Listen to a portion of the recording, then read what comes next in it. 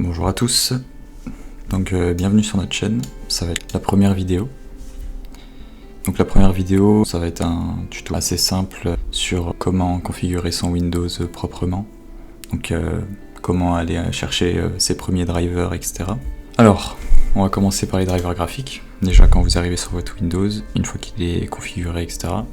Donc vous avez mis votre clé bootable, vous avez installé votre Windows proprement, etc. Le Windows est à jour. Vous allez chercher vos drivers graphiques, donc si vous avez une carte graphique Nvidia déjà pour commencer, vous n'êtes pas obligé d'installer les logiciels Nvidia. Donc maintenant on n'utilise plus GeForce Experience, ça a été remplacé par Nvidia App. Donc ce que vous allez faire, c'est que déjà si vous voulez pas Nvidia App, vous allez taper driver Nvidia, hop, tac. Ensuite vous allez dans Pilote GeForce. Moi j'accepte pas les cookies, bref. Donc vous avez une GeForce RTX. Bon, en général, je pense que les gens qui vont regarder la chaîne auront une GeForce RTX. Donc GeForce. Donc là, la série, donc si vous avez un PC fixe, ce qui sera normalement le cas si vous regardez la vidéo. Après, bon, sinon, si vous avez un PC portable, ça sera notebook. Donc une série 50, une série 40, 30 ou 20. Bon, à mon avis, ceux qui vont avoir leur PC récemment, ça sera plutôt du série 40 ou 50. Donc vous tapez 50. Ensuite, ça recherche. 5090D, bon ça c'est que les modèles qui sont principalement en Chine, c'est pas considéré en Europe. Ça sera plutôt 5090. Ensuite pour les autres modèles, bon voilà, ça dépend de votre modèle, vous cliquez dessus, on va dire qu'on a une 5080 par exemple. Votre Windows, bon normalement ça sera Windows 11 pour les gens qui ont une install plutôt récente. Donc langue français, je pense. Là, vous allez dans Pilote Game Ready. Vous sélectionnez. Parce que Pilote Studio, c'est plutôt pour ceux qui veulent uniquement faire du montage ou des rendus, etc. Là, le Pilote sera un peu plus optimisé pour ça, mais Pilote Game Ready, c'est un peu plus complet, ça sera plus polyvalent. Donc là, vous faites lancer la recherche. Ça vous cherche automatiquement les pilotes les plus récents. Donc voilà. Donc le 83, vous voyez 572.83. Donc 572 c'est la série et 83 c'est les différentes versions dans cette série de pilotes. Donc là 16, 42, etc. Plus le pilote est élevé, plus le chiffre est élevé, enfin le nombre est élevé, plus vous allez avoir un pilote récent. Donc ça c'est le tout dernier de sortie 2025, le 18 mars. Sachant que là on est le 13 avril. Donc voilà, vous faites télécharger, vous allez avoir le fichier en haut qui va se télécharger tranquillement. Vous lancerez l'exécutable et ensuite ça sera bon, vous aurez votre pilote à jour une fois qu'il sera fini. Vous pouvez avoir quelques black screens, c'est possible, hein, c'est normal. En général vous en avez un ou deux. Il peut y en avoir un peu plus selon les cartes, selon les téléchargements, ça dépend. Bon en général vous en avez quelques-uns, bref. Donc voilà. Et à la fin, tout sera bon normalement. Ça sera bon. N'installez jamais sur Driver Cloud, hein, évidemment, c'est de la merde, pour être honnête. Donc voilà. Bon, moi je vous recommande de prendre toujours les derniers drivers, du moins ceux qui sont officiels, pas ceux qui sont en bêta test. Donc tous ceux-là sont déjà bons. Bon, les derniers drivers Nvidia ont quelques soucis, mais bon, on va pas en parler dans cette vidéo, ça sera peut-être dans une prochaine vidéo, on verra. Donc ensuite, si vous avez une carte graphique AMD, donc AMD, ça va être un peu le même principe. Donc vous tapez le nom de votre carte graphique. Moi par exemple j'ai une 7900 XT, une RX 7900 XT, donc RX 7900 XT. Tac, vous allez sur le site officiel évidemment, parce que bon, si vous commencez à chercher sur des trucs, c'est pas très bon. Une fois que vous êtes sur cette page, vous cliquez sur Pilote et Assistance. Donc là vous allez avoir une série de différents onglets, etc. Bon bref, ça nous intéresse pas trop, c'est les caractéristiques. Donc là vous allez aller sur Windows 11, vu que à mon avis vous aurez un Windows 11. Donc là en fait sur AMD c'est un peu différent l'interface, etc. Donc là vous aurez le pilote recommandé, donc ça c'est celui qui est sorti officiellement et qui est comment dire, testé, vérifié par AMD, on va dire. Donc c'est le plus fiable entre guillemets qu'il devrait y avoir. Et optionnel, c'est le tout dernier qui a été réalisé et qui est encore en phase de bêta, on va dire. Donc vous pouvez encore avoir des petits soucis avec certains jeux, etc. Mais vous avez les dernières fonctionnalités. Donc là, quand vous cliquez sur des drivers détails et les notes, bah, vous avez tous les problèmes connus et les problèmes corrigés. Donc voilà. Ensuite, c'est comme sur Nvidia, vous faites télécharger, vous avez l'exécutable en haut à droite, vous cliquez, c'est bon. Donc ça va vous télécharger automatiquement en fait le driver si vous téléchargez l'un de ces deux fichiers qui sont assez conséquents. Par contre, si vous téléchargez ici, il détecte automatiquement, il installe normalement. Si je dis pas de bêtises, il devrait pas vous installer Adrenaline. Donc voilà.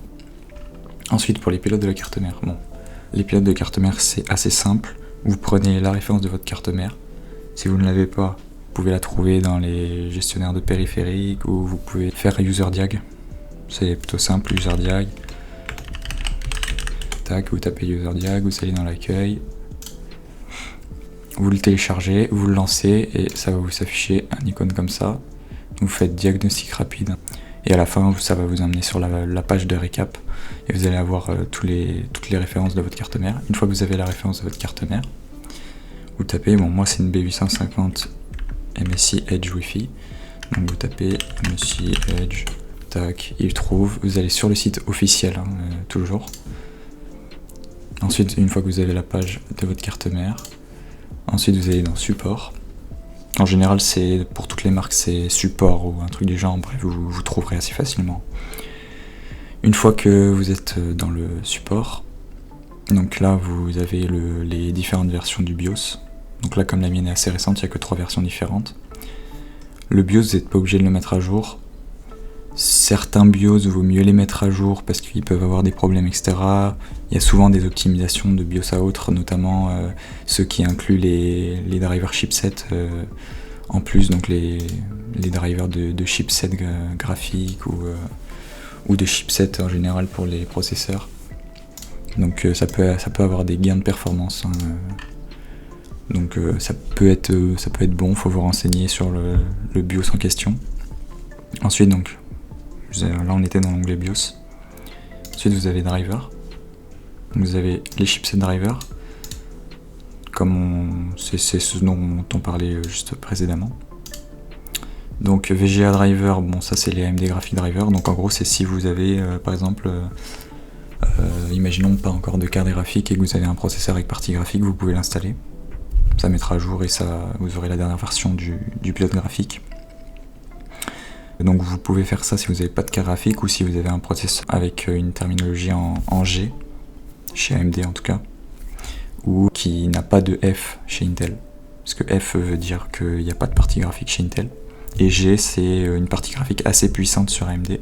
C'est souvent le cas qui voudront installer ça. Ils auront sûrement un processeur en G, parce que c'est les processeurs qu'on utilise généralement, qu'on prend quand on ne veut pas mettre trop d'argent dans sa config et qu'on veut un processeur qui peut gérer la partie graphique de notre PC assez facilement pour commencer à jouer sur des jeux en basse résolution.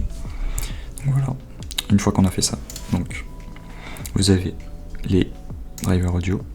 Donc ça c'est pareil, hein. Pour tous les trucs en fait, vous faites juste download et en haut à droite vous allez avoir l'exécutable ou un fichier zip, ça dépend, que vous allez décompresser, vous allez lancer l'exécutable et ça va se faire tout seul tranquillement.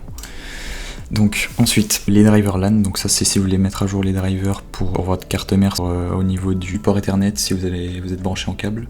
Et donc là chez MSI en fait le LAN driver il prend en compte tout en fait. Donc vous avez les pilotes Bluetooth, vous avez les pilotes Ethernet, donc si vous avez un câble branché à la carte mère sur votre port Ethernet pour la connexion tout simplement. Et si vous êtes en Wi-Fi, c'est le 3e, donc c'est celui-ci. Donc évidemment, si vous n'avez pas la même carte mère que moi, vous tapez vraiment le nom de votre carte mère pour arriver sur le truc, même si c'est une MSI comme moi, ça sera pas la même chose. Et pour les SATA, ça c'est que si vous voulez raid votre disque, mais ça on en parlera dans une prochaine vidéo aussi, on va pas en parler maintenant, mais ça concerne, on va dire pour le moment personne. Les firmware, bon ça vous n'êtes pas obligé, c'est les micro logiciels, les micro-codes pour les corrections Au niveau de la carte mère, bon, ça en général, vous n'avez pas trop besoin d'y toucher. Donc voilà, c'était une vidéo assez courte, c'était juste pour les drivers de base. Voilà, on parlera dans une prochaine vidéo peut-être des logiciels qui peuvent être intéressants pour gérer son PC en fonction des marques, etc. Donc voilà, c'était la première vidéo sur la chaîne. Donc n'hésitez pas à vous abonner, à liker si ça vous a plu. Pareil, laissez un commentaire si ça vous a plu également. Ça nous fait du référencement tout simplement. Donc on va essayer de poster une vidéo tous les mois au minimum. Voilà, comme c'est les débuts, on va y aller tranquillement. Et voilà. Donc n'hésitez pas, dans la description je vais mettre le lien de notre site web qu'on est en train de développer. Donc s'il y a des erreurs, n'hésitez pas à faire des retours ou des problèmes, etc. Donc on compte y mettre... en fait on est en train d'intégrer un configurateur et on va mettre des configs types pour ceux qui cherchent des PC à différents budgets. Et je mettrai aussi le lien de notre serveur Discord, évidemment, où vous pourrez y poser toutes vos questions. Donc voilà, c'est la fin de cette vidéo. On se retrouve pour la prochaine vidéo au mois prochain. C'est ciao!